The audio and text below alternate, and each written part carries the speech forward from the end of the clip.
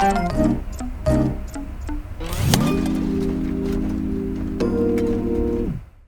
I back again for another round, and we have someone totally different from who we've been talking to lately. How are you doing this week, Sean? I'm doing okay. It's the weather's heating up out there, so it's kind of nice. Summertime. If we get through this deal, get back to work, it'll be even better. But how about yourself? Doing okay. Lost a friend in the business yesterday. I found out about production manager for Eric Church. You've seen him before. One of the best guys to work with. The whole church camp is an amazing camp. We lost Mark Earp yesterday to cancer, which is sad. So just wanted to make a note of that. Oh man, I'm sorry about that. Yeah, he was the super guy though. It's like, he wouldn't want anybody to be sad. Oh, that's a good thing then. Yes.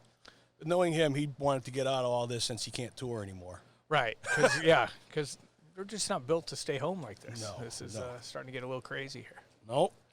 I want to welcome Jillian Arnold, Vice President, Local 695. Hi, Jillian. Hi, guys. How are you? We're doing well. We're just checking in on people. We normally see each other, 3-4 times a week, and we haven't seen people in a month. It's kind of odd, so we thought we'd do a little show and check on everybody and see if everybody's, staying home making magic. Yeah, thanks for having me, and I completely agree. This is an unprecedented situation, but it's actually really nice to see you guys and see, people that I work with. It's a chance for me to feel normal for once. Absolutely. That was the idea where the two of us were together, and we talked about the biggest thing that we missed, and that was seeing everybody backstage. So this became a check-in. Yeah, it's funny. About a day or two ago, I had someone call me with a networking issue, and I got to problem solve it for them, and it was just a home issue, but it made me feel like my old self, like I was back to work again. I was so appreciative of that small gesture that somebody reached out. Yeah. Sean, our line that we've been working with every time we talk to somebody, it's like a reality check about everybody wanting to be retired. Now that we've got this taste of this, it's like, oh, wait, maybe I don't want to be retired. Yeah. Yeah, I can completely understand that.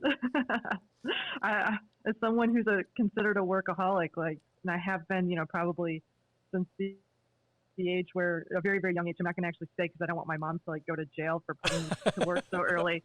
But the truth is, I think I've been working, since I was single digits, and this is the first time in my life that I can slow down and I can actually enjoy some life. But then there's that anxiety of the Rona out there, trying to get you. So. Yeah, that's a huge thing. Is that we were saying hopefully when you retire, it's not because of this, because you can't go anywhere, you can't go and enjoy things that you'd think you'd want to go do. So you're kind of locked home. So since you've been home, has there been anything you picked up? Cooking, gardening, anything, painting? Who the heck knows? So when my show decided to go on COVID hiatus, that what we should call it, I was in the process of signing a lease for a house. So I fast-tracked my move, basically, because I was worried about us potentially getting locked down in something like Italy. So for me, the last, 6-7 weeks, I've had pretty big life changes. I moved in with my boyfriend. We just adopted 2 dogs. They have become the loves of my life. Naturally, I just love to cook because I come from a food family. So I've been picking up those skills. I made pickles the other day for the first time in 2 years. Nice. I haven't had time to bake a cake or do anything like that. So it's just been refreshing a lot of the things that, my mom and my grandma passed down to me so that I could keep those skills going. But, also I'm now training 2 dogs. That's not normal for my life. So. Love the dogs. Yeah, you got to have dogs. Dogs are great. I have 5. They are 5. I grew up with dogs, and I haven't had them since I moved to California about 15 years ago. And I'm telling you, now it's making me rethink how much I actually want to travel because I want to be home with them more. And it's funny because I'm wow, I don't even have a family yet. I don't have kids, and this is how I'm already feeling. Is this what's going to last after we go back to work? Maybe, my life has changed in some way. But if you're a producer out there, I'm definitely going back to work. So I realized as I was saying that, I'm like, oh my God, people may not call me anymore because they think I want to be a stay-at-home dog mom. Oh, I heard Jillian makes pickles now. Yeah. Yeah. She's a dog mom. She's peddling her pickles on the street.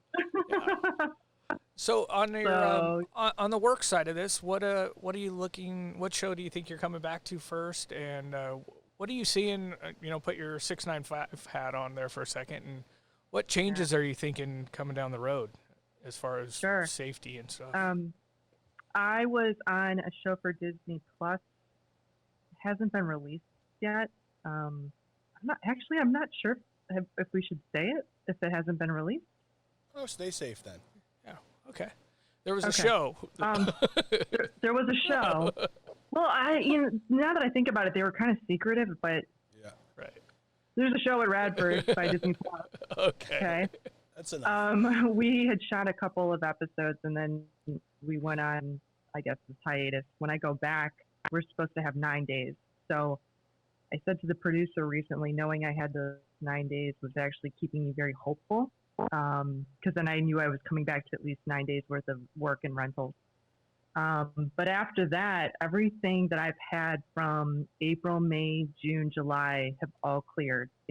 They've either been pushed or canceled.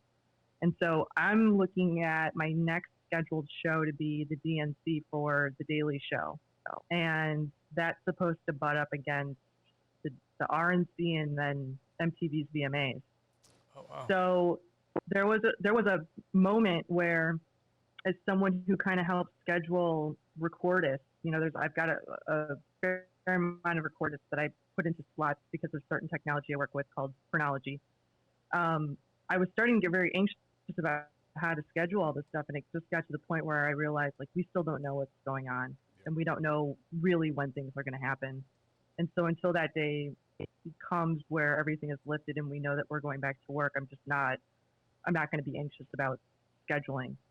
But I've been filling my free time mostly with a lot of work for 695. I'm pretty much on Zoom or phone calls or emails anywhere between like 2 and 4, maybe 5 hours a day. I think yesterday I spent almost all of my day. A lot of outreach to members. A lot of the 695 board meets informally 3 times a week on top of our monthly board. So we're always bringing information back to the office. We're helping members get through this very turbulent time, but also, we've expanded our education classes via Zoom so that a lot of members can refresh their skills or learn new skills so that when we come back, we're better than ever. Yeah, that's the move, I think. Wow. And what about the safety side? Do you see everybody wearing masks at work, or what's your thoughts on that adventure? Yeah, so I'm being tasked with coming up with protocol for the video side of broadcast. What we did at 695 was we had a post-COVID committee, and we split it into several subcommittees based on the type of work you do or a certain jurisdiction. So, for example, like A2s had their own subcommittee because they had a lot of things they wanted to put on that paper. But I'm being tasked. I wrote the video side, and I had some guys from the audio side reach out to me, and so I'm writing the paper for basically live events, sports, broadcasting, trucks, all that stuff. I can say this, that everyone who came to the table had an idea that I thought was just really unique, very well thought through. I've been continuously impressed with how members have jumped at the chance to be part of the process. It's, I think, renewed a lot of faith in people's locals. At least that's what I'm seeing on the 695 side. Do I think we're going to be wearing masks? I do think we're going to be wearing masks and gloves. Potentially even maybe partitions in the truck. Someone came up with, making like lucite cubicles, kind of like we see now at the grocery stores in between, sections on the truck. But I think there's also going to be a lot of good coming out of this. I hear a lot of R&D people breaking apart mics, seeing what's inside them. How does that affect, germs and fungus and whatnot? How do we clean those things? So I'm very hopeful that when we come out of this, we are gonna be bigger and better and stronger. I do worry about people's anxiety and managing it on set. Coming to work and seeing everyone in masks can be a very scary thing. Well, sometimes though. Well, I know. You know, so let me tell you something. In another life outside of, you know, the union stuff, I have a contract with the Jet Propulsion Lab over in Pasadena, and so like my early work in this industry was actually putting on full garb and going into clean rooms to shoot and interviews and stuff with, you know, space flight hardware, you know, spacecraft, and the people who make them. So for me, going to work and seeing everyone in masks, I'm like, oh, this is normal. This is what I grew up with, you know? Right. So, but I can see how that can give people anxiety. Right. So, and do you think the workforces are going to be smaller or downsized, or has anybody talked to you about that? That has been discussion. I can say from the audio side of things, they are going to try to have more personnel. They think that bringing in another body would actually help with miking and everything that audio entails. In terms of video, I'm concerned that the playback and record jobs might slide into one job. And I'm a recordist by nature. You know, I do a lot of 4K and a lot of fast turnaround shows. And I look at a lot of the things that I do and don't think that a playback operator can do both the record and the playback at the same time.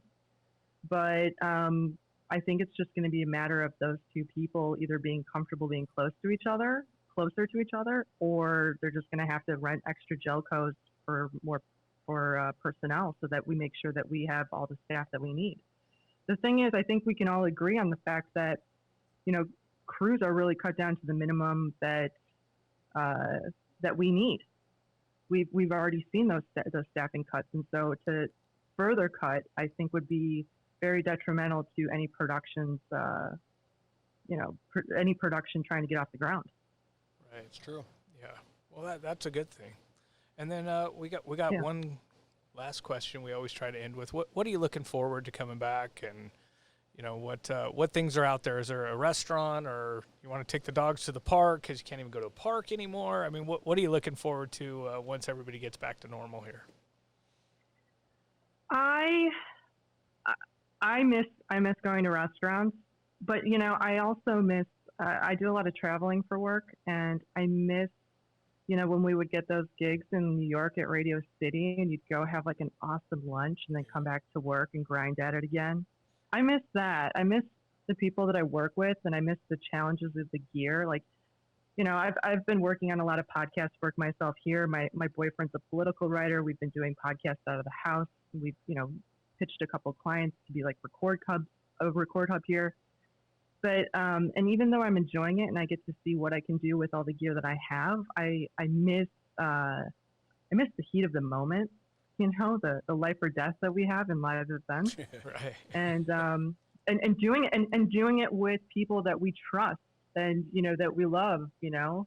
And so I think I'm going to be looking forward to going back to work, but I'm also going to savor this time with my pups. Right. Perfect. Well, thank you very much for stopping by today. Appreciate it, and stay safe and healthy, and take care of those dogs, and good luck with those pickles. Congratulations on the house.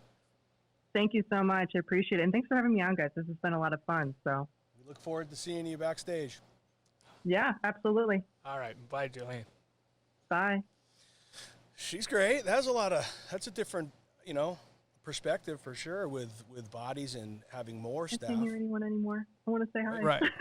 Yeah, no, that's a totally different deal, because, you know, that's a different perspective. Is maybe you're going to need more people because you're going to need one person per talent or something like that, instead of, you know, one guy being able to mic up 4 or 5 people. Right. So definitely different, eye opener, and Another angle. yeah, very nice of her to come on. And Very nice. I'll talk to you later, Johnny, on the next one. Thank you, Shawnee. Good luck today. All right, talk to you.